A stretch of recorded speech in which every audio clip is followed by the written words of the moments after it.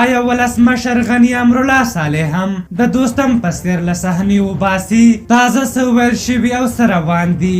ګرانو لیدونکو السلام علیکم. ولسمشر غني په 2009 کال کې جنرال عبدالرشید دوستم یو قاتل سړی یاد کړ، خو په 2014 کال ټاکنو کې یې دغه ترک تباره بانفوذه څېره خپل لومړی معاون وټاکه چې په هغه وخت کې غني له ځینو نیوکو سره هم مخ شو. په هر حال انتخابات وشول او دوستم د غني لومړی معاون شو، خو داسې ښکارېده چې له لومړي سره غني د دوستم سره په لاره نه تلو.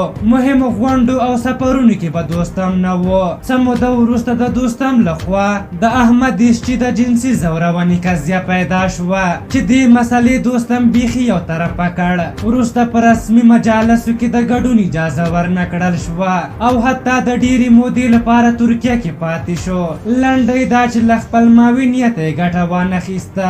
د دوستم په څېر احمد ضیا مسعود او نور هم له ورته برخلیک سره مخ شول. اوس تازه ټولنیزو رسنیو کې د ولسمشر غني یو فرمان خپور شوی چې افغان ولسمشر محمد اشرف غني کډوالو او کورنیو بېځایه شوو ته د ځمکې ویشلو او له ملګرو ملتونو، نادولتي ادارو او مدني ټولنو سره د چارې همغږي کولو واک خپل لومړي مرستیال امرالله صالح ته وسپاره. د افغانستان د اساسي قانون له مخې که ولسمشر نه وي، لومړی مرستیال یې ځایناستی وي او واک یې هم د ولسمشر لخوا مشخص کیږي. د دغه فرمان له مخې د حکومت د چارو د اغیزناک او سم مدیریت او سمون راوستلو لپاره دا واک ښاغلي صالح ته سپارل کیږي. د دې فرمان 3مه ماده وایي لومړی مرستیال ولسمشر د خپلو کارونو د څرنګوالي په هکله ولسمشر ته ځواب غاړی دی او د کابینې غونډو ته به راپور ورکوي. په هر حال فرمان ته په کتو